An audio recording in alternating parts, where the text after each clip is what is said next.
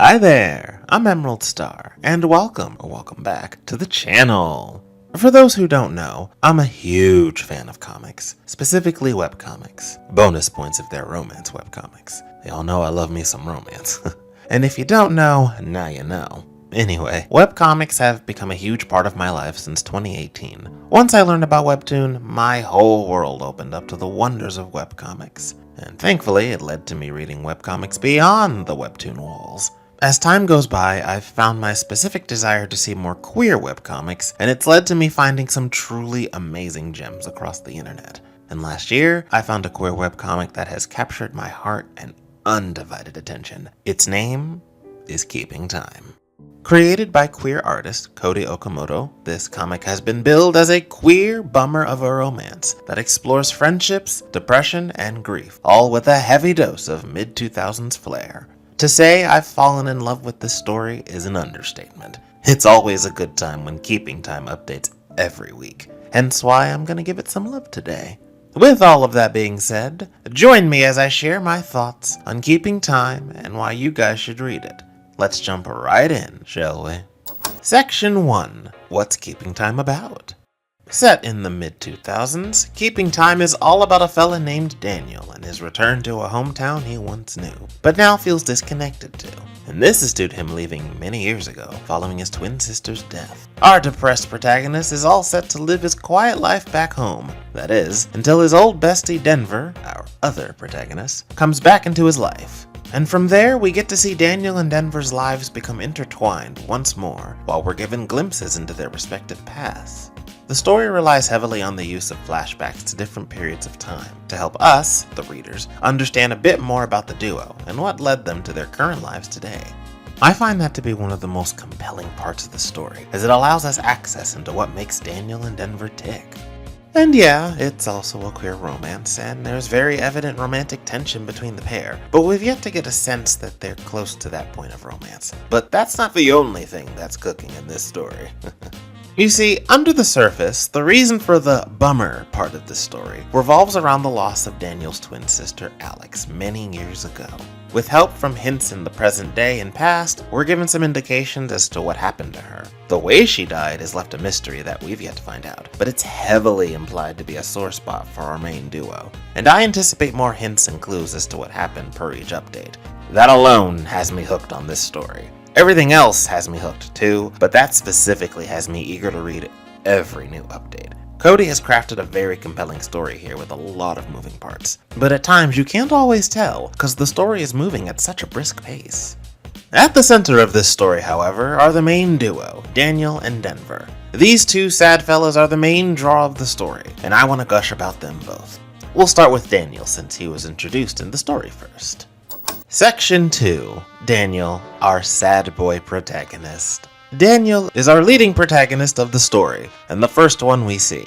From the jump, you can already tell our main fella is depressed, stricken with grief, and isn't too thrilled to be back in his hometown. The only things keeping Daniel sane upon return are his hookups with a fella named Will, who is an asshole, and his job as a bar piano player alongside his boss Elena, who's literally perfect in every way, and I'll hear no arguments about. Seriously, Cody, Elena needs her own spinoff, ASAP. Upon reuniting with Denver, Daniel is hesitant to reconnect with him and makes it clear through his explanation of staying under the radar since returning home a month ago, at the time. The reason for Daniel's strained bond with Denver is left a bit unclear, but I'm under the assumption it's tied to the death of Alex. For now, we'll leave that be until more info comes up in the story. Back on topic, Daniel's not all sad boy and depression. In fact, he's quite the happy fella when playing on the piano and singing on stage at work. It seems that music brings out the best in Daniel. Well, that and alcohol, as we learn. Thanks, Elena, for that. You're a real one. Seeing Daniel like this is what makes his smiles more heartbreaking, because in reality, he's not very happy at all. We all know how it is when we have to put on a smile while at work. Lord knows I do. I look forward to the day Daniel has more of a reason beyond work to smile and feel joy in his life again. But we've got a long way to go from the looks of it. Side note, Daniel is just very pretty to look at. Literally every time we get close-ups or quiet moments with him, you can always feel what he's feeling just by his expressions. A shout out to you, Cody, for showcasing that so perfectly. Now let's chit-chat about the other main fella in this story, and the one who brings it all together, Denver. Section 3. Denver, the other sad boy protagonist. Denver is the other main lead of the story, and he's a lot more cheerful upon first glance. The polar opposite of Daniel, if you will. From the jump, Denver is a chill dude who leads a band alongside his mates, Steph and Tomas, and appears to be a family man of sorts. Underneath all of that, however, our cheerful guy is also dealing with his own fair share of grief and issues aplenty. For starters, he's the lone boy in his family of ladies following his dad's passing. If that's not enough, Denver is also dealing with Alex's passing in his own way. It's shown in present day that he very clearly doesn't want to talk about it with anyone else. Hell, just the thought of Alex, and to an extent trying to bring Daniel back into his life, triggers anger from him. His evident anger issues are also hinted at and essentially confirmed based on flashbacks, to where he apparently got into a fight and just lost his girlfriend. There's not too much on that front aside from the two moments, but definitely something I'll be keeping an eye on as the comic carries on. One thing is for certain though, he's happy to see Daniel and makes it a priority to reconnect with him.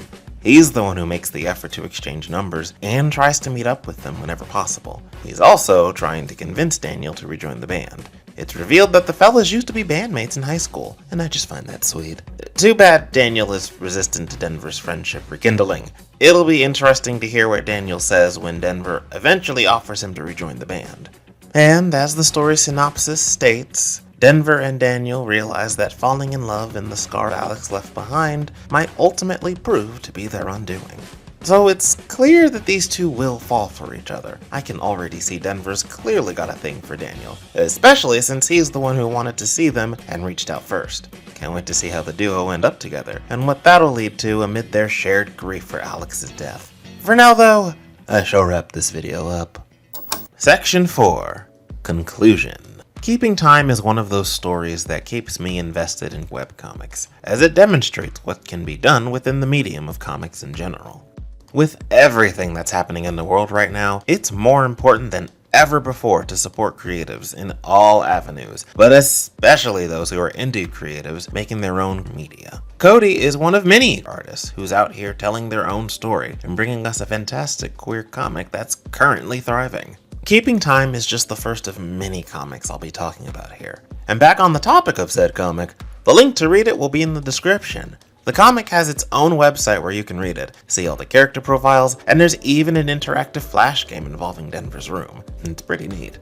And if you're down to support Cody beyond the story, I highly recommend checking out their Patreon. You'll be able to read ahead like I do, and interact with Cody as the story unfolds in real time over there. The link to that will also be in the description. In the end, I can't recommend Keeping Time enough. It's a well-written story that's got a lot of heart and heartbreaking moments in between. That's all slowly coming together to form a greater whole. A queer bummer of a romance greater whole, if you will. And that's why I believe you all should give it a read.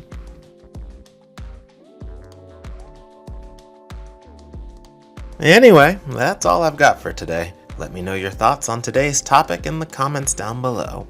I'd love it if you did. Thanks so much for watching, and until next time, peace out. Bye!